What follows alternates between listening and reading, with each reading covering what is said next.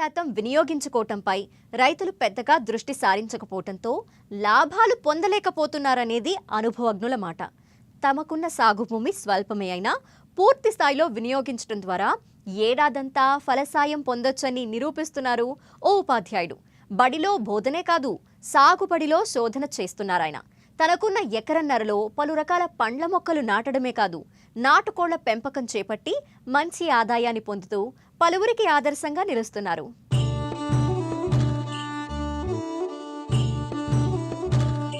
ఇదిగో ఇక్కడ కనిపిస్తున్న ఈ తోటను చూడండి. మొత్తం ఎకరన్నర. అందులో 14 రకాల పండ్ల మొక్కలు. ఆ మొక్కల మధ్య తిరిగేందుకు నాటుకోళ్లు, అవి ఉండేందుకు ఆ పక్కనే కోళ్ల షెడ్. ఇదంతా సమీకృత వ్యవసాయం. ఇది చేస్తున్నది ఆదిలాబాద్ జిల్లా ఆదిలాబాద్ మండలం జందపూర్ గ్రామానికి చెందిన రైతు భాస్కర్ రెడ్డి. కేవలం 6500తో కోళ్ల పెంపకం చేపట్టి నేడు సాఫ్ట్వేర్తో సమానంగా జీతం పొందుతున్నారు.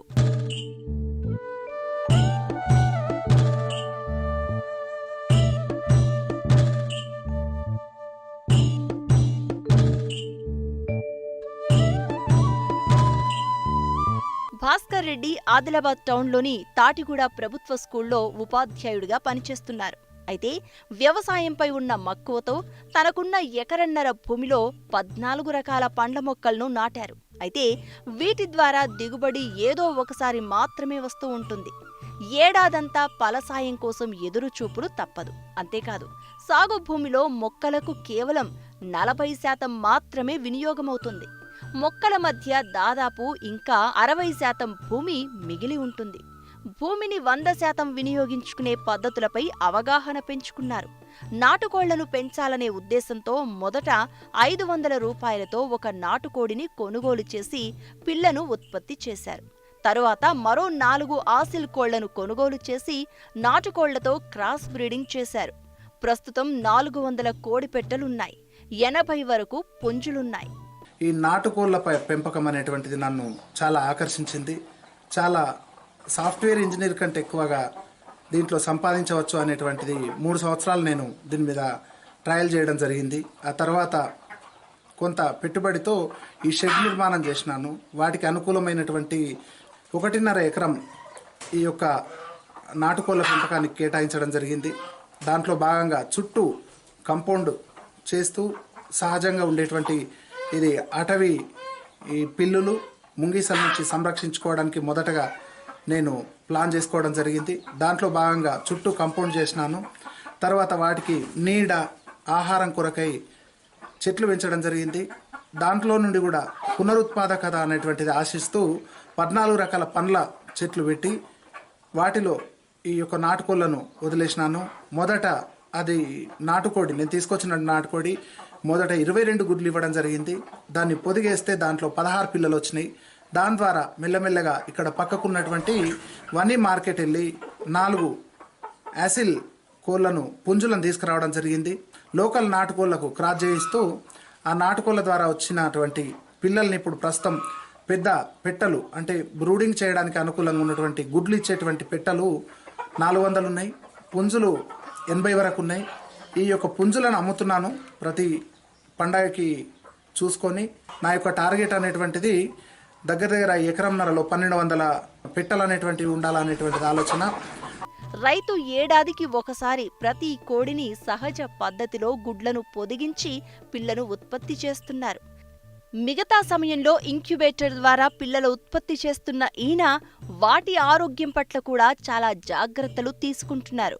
సీజన్గా వచ్చే వ్యాధులకు ప్రకృతి విధానంలో కషాయాలు తయారు చేసి అందిస్తున్నారు. అందుకే త్వరగా పిల్లలు అభివృద్ధి చెందుతున్నాయి. త్వరలోనే 1200 పెట్టెలను ఉత్పత్తి చేసి పెద్ద ఫామ్ నిర్వహిస్తా అంటున్నారు. డైలీ నాకు ప్రస్తుతం అయితే ప్రతిదినం 20 నుంచి 25 సీజన్లో, అన్ సీజన్లో 10-12 గుడ్లు రావడం జరుగుతుంది.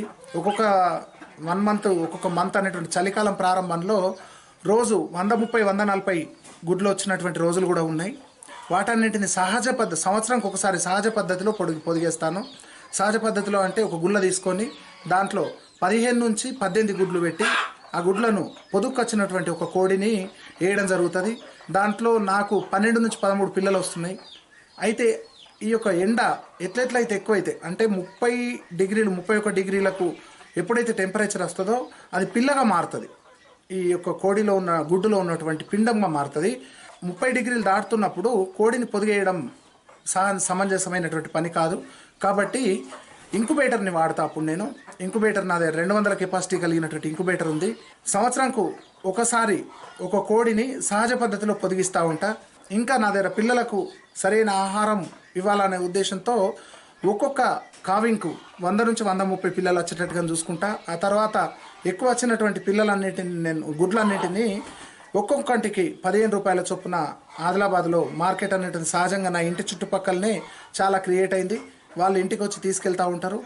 తర్వాత కోళ్లకు మేత అనేటువంటిది సహజ పద్ధతిలో అన్ని రకాలైనటువంటి ఈ కలుపు మొక్కలను తింటూ ఉంటాయి. ఆవుల ఎరువులో కొంతవరకు ఈ డేప్ అంటే పత్తి పిండిని కలిపి దాన్ని మాగబెట్టి ఉంచితే సహజమైనటువంటి ప్రోటీన్కు సంబంధించినటువంటి ఒక రకమైన తెల్ల పురుగు తయారవుతుంది. వాటిని చాలా ఇష్టంగా తింటాయి కోళ్ళు. అది వేసవి కాలంలో చేస్తా. వర్షాకాలంలో అయితే సరిపోయేంత పురుగులు సరిపోయేంత ఆహారం వాటికి నా చేనులోనే దొరుకుతుంది. నేను ఇక్కడ కిలో అనేటువంటిది లెక్క లేదు. ఈ ప్రాంతం లోపల ఎట్లా ఉందంటే కోడి లెక్కన తీసుకుంటా ఉంటారు. నేను పుంజులు ఒక పుంజు నా లెక్కన 600 నుంచి 800 రూపాయల కోటి ఇస్తూ ఉంటా. దాని యొక్క ఏజ్ని బట్టి సైజుని బట్టి నేను అమ్ముతాను. సహజంగా 8 నుంచి 12 నెలల లోపల దాని ఎదుగుదలని బట్టి నేను మార్కెట్ చేస్తాను. ఒక్కటి ఆ యొక్క అమ్మవారు వచ్చినప్పుడు మాత్రము యాంటీబయాటిక్ వాటర్లో కలిపి ఇవ్వడం జరిగింది.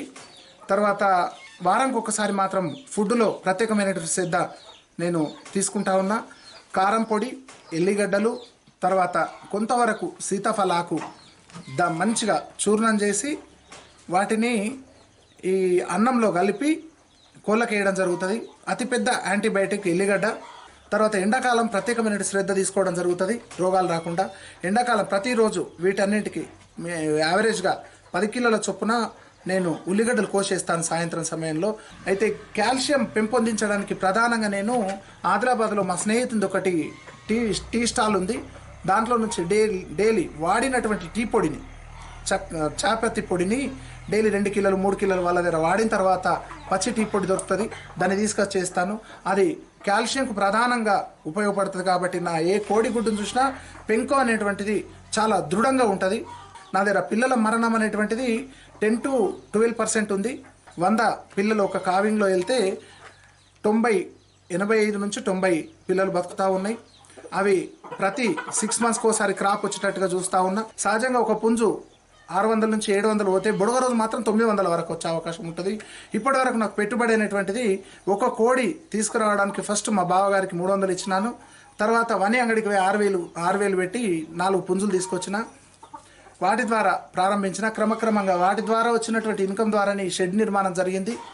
ఈ షెడ్కు దగ్గర 1,30,000 రూపాయలు అయినాయి. తర్వాత నా షెడ్ సంరక్షణకు ఒక జంటని ఇక్కడ ఉంచుకున్నా. వాళ్ళకు ఒక 1,10,000 రూపాయలు జీతం ఇస్తూ వాళ్ళను కూడా నేను పోషిస్తూ ఉన్నా. దీని ద్వారా సంవత్సరంకు తక్కువ అంటే 4 to 6 lakhs సంపాదించుకోవచ్చు. పూర్తి స్థాయిలో మనం టైం కేటాయిస్తే దీంట్లో 6 లక్షలు అనేటువంటిది చాలా ఈజీగా తీసుకోవచ్చు. ఒకవేళ 1000 కోళ్ళే కనుక మెయింటైన్ చేయగలిగితే రోజు యావరేజ్గా 700 గుడ్లు అనేటువంటి సహజంగా వస్తాయి. 700లో 100 మనము హ్యాచింగ్కి వాడుకున్నప్పటికీ 600 అమ్మవచ్చు. 600 హ్యాచింగ్ మార్కెటింగ్ చేయగలిగితే ఒక కోడి గుడ్డు 15 రూపాయల చొప్పున పట్టుకున్నా కానీ 5-6 వేల రూపాయల ఇన్కమ్ తీసుకోవచ్చు ఎకరంన్నర ప్రాంతంలో. దీంట్లో నేనైతే సహజంగా ఆలోచిస్తూ సాఫ్ట్వేర్ ఇంజనీర్ శాలరీ అనేటువంటిది దీంట్లో తీసుకోవచ్చు. కార్పొరేట్ లైఫ్ బతకొచ్చు అనేటువంటి నమ్మకంతో నేనున్నా. గుంపులో ఒకరిగా ఉండడంలో మజా ఏముంది? అందరికంటే భిన్నంగా ఇతరులు మెచ్చేలా జీవించడంలోనే కిక్కుంటుంది. ఇదిగో రైతు భాస్కర్ రెడ్డి అదే నిరూపిస్తున్నారు. తమకు నచ్చిన తాము నమ్మిన పనిలో నిమగ్నమై విజయ బావుటా ఎగురవేస్తున్నారు. సొంత కాళ్లపై నిలబడి స్వీయ ప్రయోజనాలతో పాటు కొంతమందికి ఆసరాగా నిలుస్తున్నారు. అందరికీ ఆదర్శప్రాయులవుతున్నారు.